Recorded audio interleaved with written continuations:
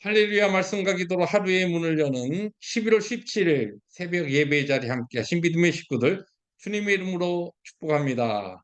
오늘은 시편 51편 우리 함께 낭송하시면서 새벽 예배 시작합니다. 시편 51편입니다. 하나님의 주의 인자를 따라 내게 은혜를 베푸시며 주의 많은 긍휼을 따라 내 죄악을 지워 주소서. 나의 죄악을 말갛게 씻으시며 나의 죄를 깨끗이 제하소서.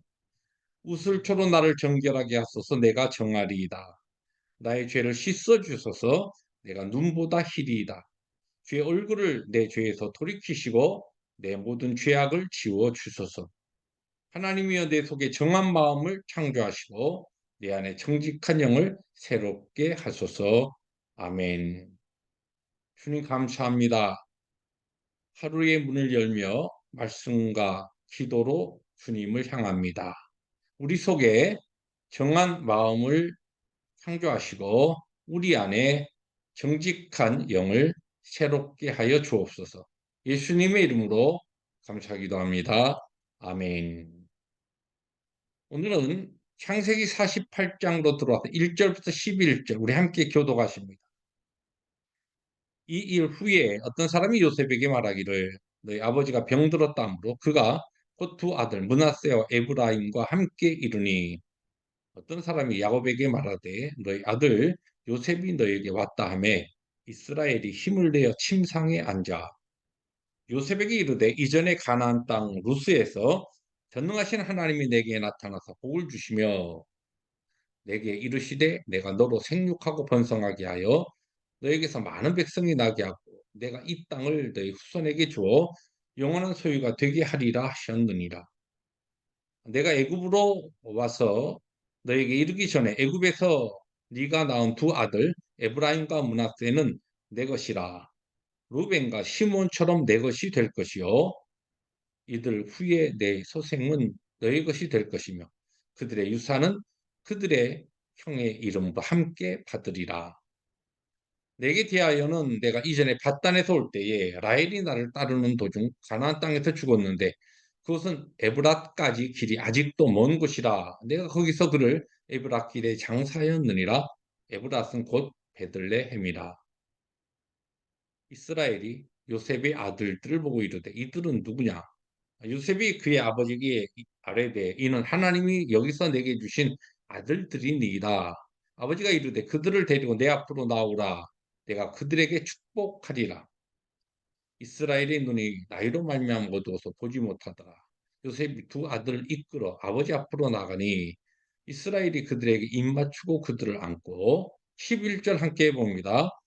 요셉에게 이르되 내가 너의 얼굴을 보리라고는 생각하지 못하였더니 하나님이 내게 너의 자손까지도 보게 하셨도다. 아멘. 네, 오늘 우리가 함께 읽은 창세기 48장 전반부에는 두 가지 에피소드, 두 가지 주제 이야기가 나옵니다. 첫 번째는 야곱이 병들었다라고 하는 이야기를 듣고 요셉이 그의 두 아들 므낫세와 에브라임을 데리고 옵니다. 아, 요셉이 왔다는 이야기를 듣고 힘을 내어서 병상에서 일어나 앉은 야곱이 요셉에게 이야기를 합니다. 그가 꺼낸 이야기는 루스, 나중에 베델이라고 이름이 바뀌죠. 베델에서 하나님께서 그에게 찾아오셔서 약속하셨던 축복의 언약을 이야기합니다. 사실 생육하고 번성하라라고 하였던 이 약속은 처음 아담에게 주신 하나님의 축복이었고 그리고 아브라함에게도 주셨던 하나님의 약속입니다. 그리고 야곱뿐만 아니라 이 창세기 전반적인 창세기 전체를 보시면 믿음의 조상 아브라함의 자손들에게 하나님의 이 약속과 축복이 계속 이어져 감을 우리에게 보여주고 있습니다. 자, 이러한 이 약속을 지금 어, 야곱이 요셉에게 들려준 이유는 일반적으로 우리의 믿음의 삶, 믿음을 가진 신앙인의 삶이란 무엇이냐?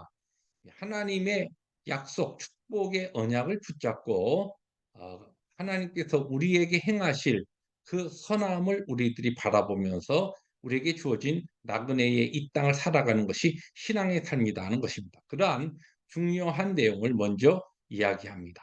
두 번째 이야기, 두 번째 주제는 이제 임종을 앞두고서 야곱이 요셉의 두 아들 에브라임과 므낫세를 자기의 아들로 입적시키는 것 같은 이야기가 나옵니다. 요셉의 두 아들이 야곱의 다른 아들들과 동일한 권리를 가지게 될 것이고 또 요셉은 다른 형제들에 비해서 그러니까 두 배 복을 받는 이와 같은 은혜를 야곱의 마지막 임종을 통하여서 그가 이제 받게 되는 것이죠. 우리가 잘 알듯이 야곱의 아들 중에서 레위는 나중에 보시면 그가 하나님의 사역을 하는 그와 같은 일에 부름을 받아서 레위의 자손, 레위의 지파는 모든 나중에 가나안 땅에 정착했을 때도 보면 그들이 따로 기업을 받지 아니하고 모든 지파들에 이렇게 흩어져서 살게 됩니다. 그리고 가나안 땅에 이제 가나안 땅을 정복하고 정착하게 될때 요셉의 두 아들이었던 이 에브라임과 므낫세 이 아들들은 독립적인 지파로서 땅을 분배받고 정착하게 됩니다. 그렇게 이야기하면서 야곱이 그가 사랑했던 아내였고 요셉의 어머니였던 라헬의 죽음을 잠시 언급합니다. 그녀는 길에서 죽음으로써 레아처럼 족장들의 묘며 또 가족의 묘였던 막벨라굴에 묻히지 못했지만 그러나 야곱이 아주 극진히 사랑했던 이 라헬을 기억하면서 바로 요셉의 두 아들을 그의 아들들로 입적시키는 이 과정을 통하여서 그가 사랑했던 아내 라헬을 위로하고 기념하는 그 같은 것을 했다. 이렇게 우리들이 본문을 통해서 볼 수가 있습니다. 저는 이 두 가지 주제와 에피소드를 통하여 첫 번째 이 내용을 조금 더 여러분과 나눴으면 좋겠습니다. 마지막 임종을 앞두고 그에게 찾아온 그 이 요셉에게 힘을 내어서 병상에서 눈도 보이지 않는 그와 같은 상황인데 일어난 이 야곱이 얼마나 많은 이야기를 할 수 있었겠습니까? 하고 싶은 말이 많았을 것입니다. 그런데 그러한 이야기 가운데 가장 먼저 꺼낸 중요한 이야기는 무엇이냐면 베들에서 그가 하나님께로부터 받았던 축복의 약속이었습니다. 그것은 바로 야곱이 참 힘들고 어려운 그의 인생길을 살아오면서 그 모든 힘든 그 과정을 극복할 수 있었던, 이길 수 있었던, 그리고 이때까지 살아올 수 있었던 그 원동력이 무엇이냐? 하나님께서 그에게 하신 바로 언약이요 축복의 약속이었다는 것입니다. 자, 이것은 오늘 우리에게도 동일한 교훈을 줍니다.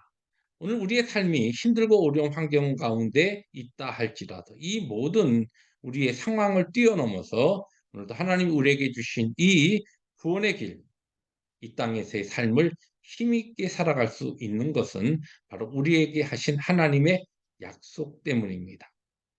그 약속은 그 언약은 우리에게 약속하신 예수 그리스도를 통하여 우리에게 주신 영생과 구원이요 또한 하나님께서 그러한 자들에게 약속하신 하나님의 선하심입니다.